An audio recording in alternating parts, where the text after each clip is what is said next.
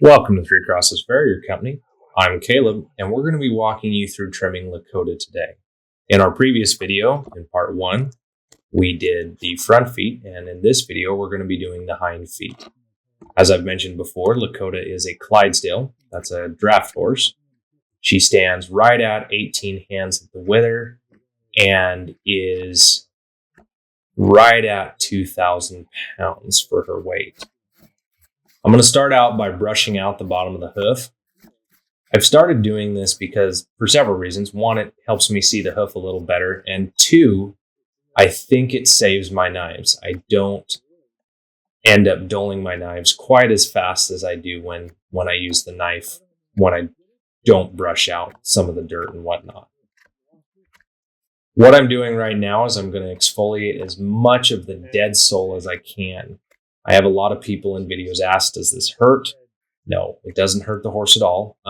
If you take too much, yes, it would hurt, much like your fingernail if you cut it too short.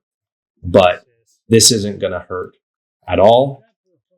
I've also had people say, well, this hoof is pretty flat. And that's true in a sense, but in a lot of ways, this is a draft hoof. This tends to be what they look like.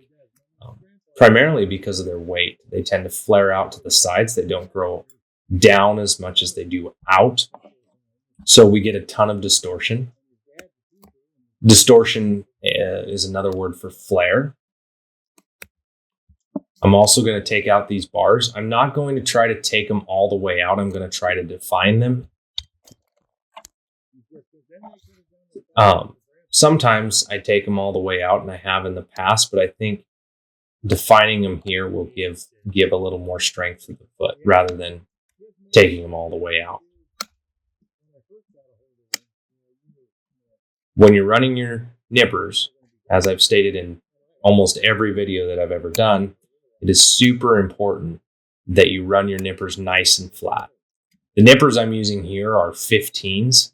Normally I run 14s, but with a hoof this big, you need big nippers.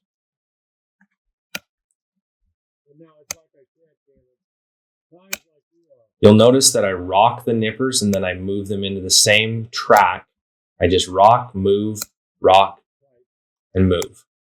This also helps me keep the nippers nice and flat as we go around the hoof.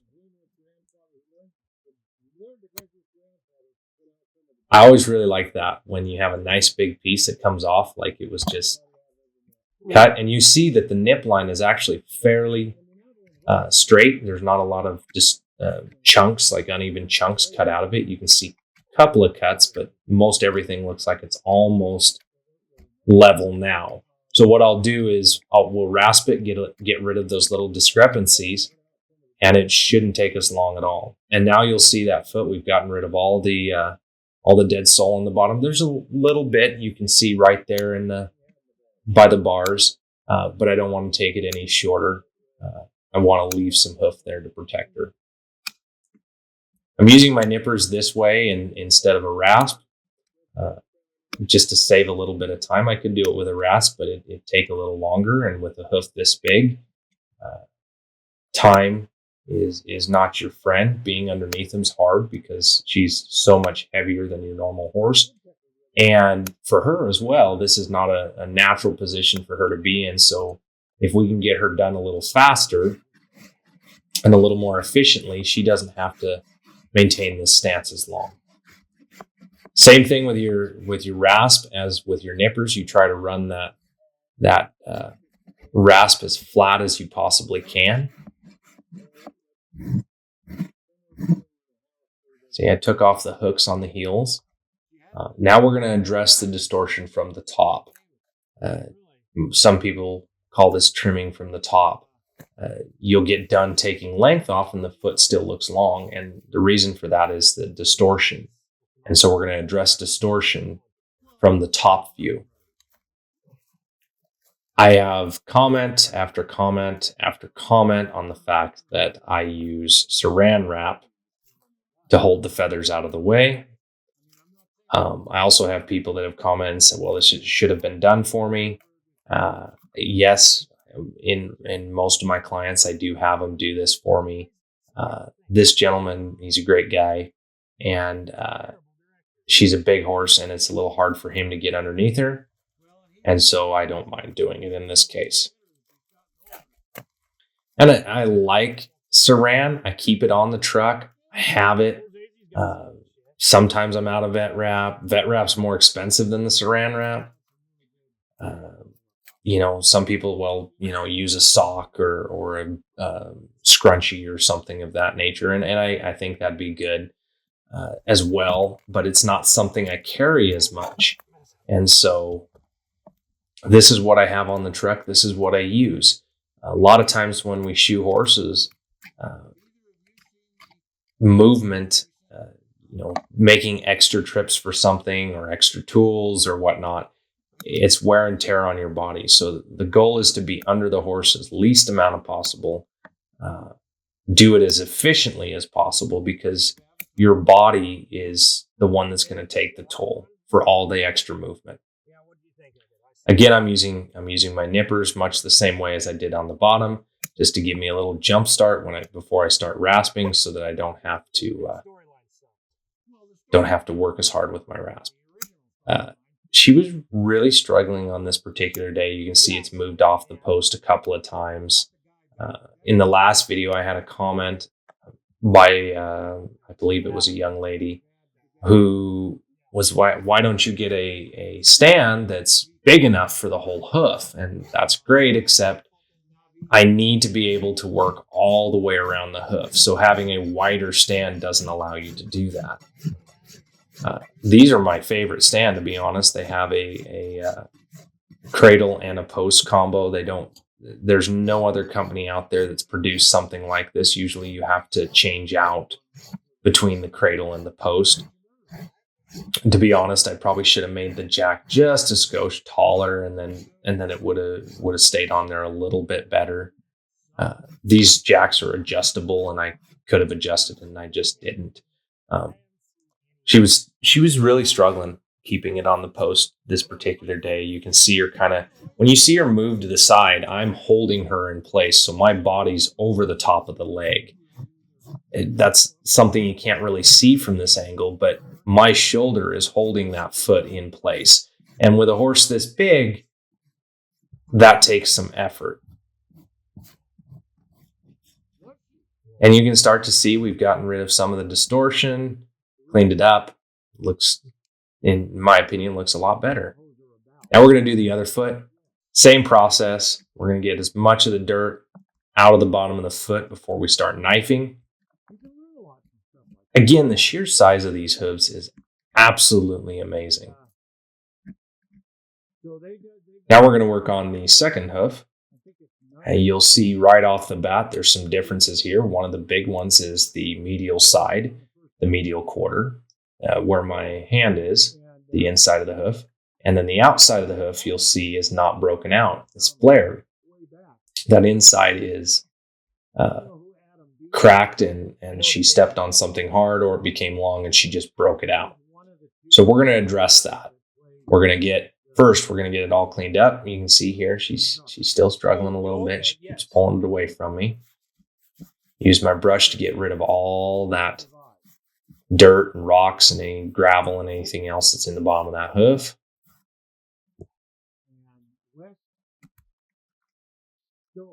I'm using a JH Forge knife here. I've been using it for quite a while. In fact, this knife's about done. In fact, I think I broke it the other day. But I am now using some Salcedo knives, which you'll see in some future videos, and I'm really liking them. Gonna get that frog pulled, cut out of there. Again, those frogs trap dirt and bacteria in there, and then they create thrush.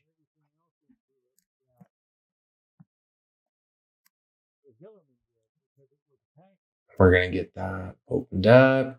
Where I was cutting with the knife, that's called the commissure, the portion of the hoof that is between the sole and the frog. And what I'm working on here is called the bar.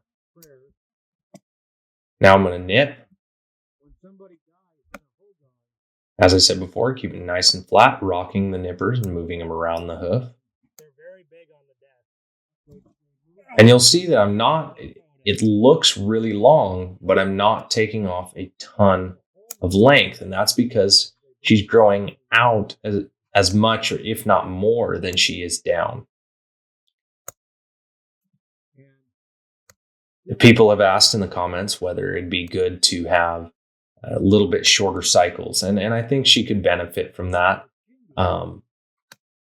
It would probably help her.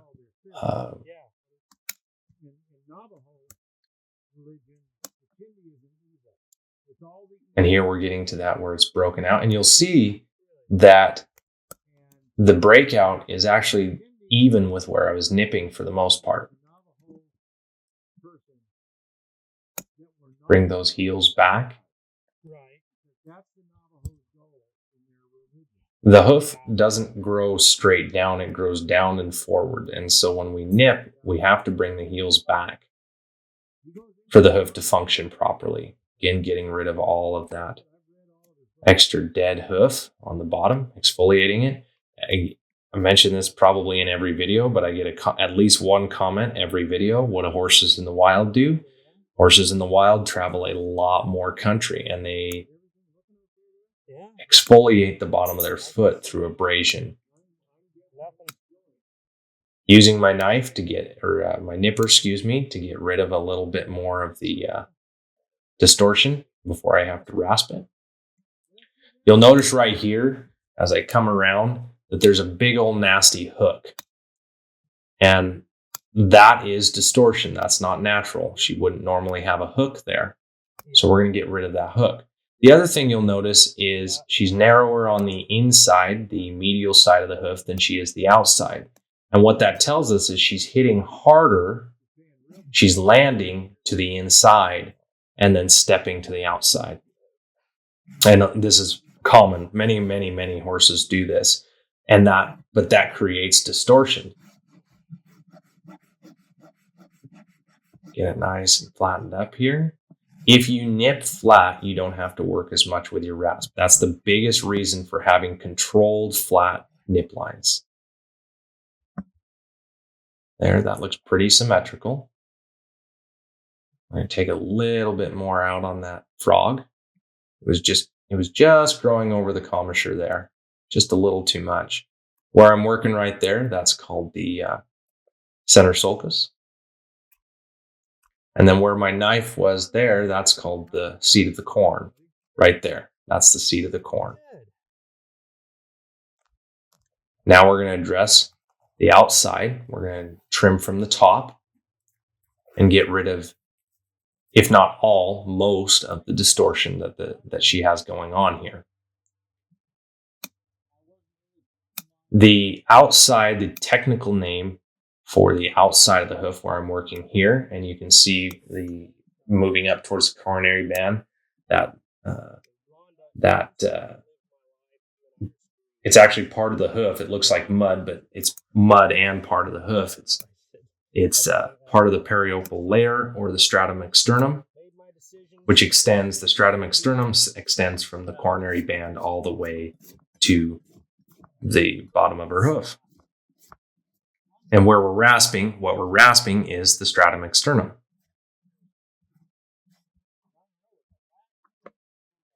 In the spring, hopefully, I'm going to take my cert test. I'm pretty excited about that. And so I'm starting to try to use some of the terms that are on the test so that I learn them better and get more familiar with using them. And also I'll understand them because I have to explain those terms as well. So hopefully all of us on this video can learn together, and it'll be a lot of fun. This is such a lot of hoof to rasp. I mean, it is ridiculous how much work this horse is. It's like doing 5 horses at one time. And that should about do it for today. I hope you all enjoyed the video. Like and subscribe. We love hearing from you all, so please keep the comments coming, and we'll catch you next time.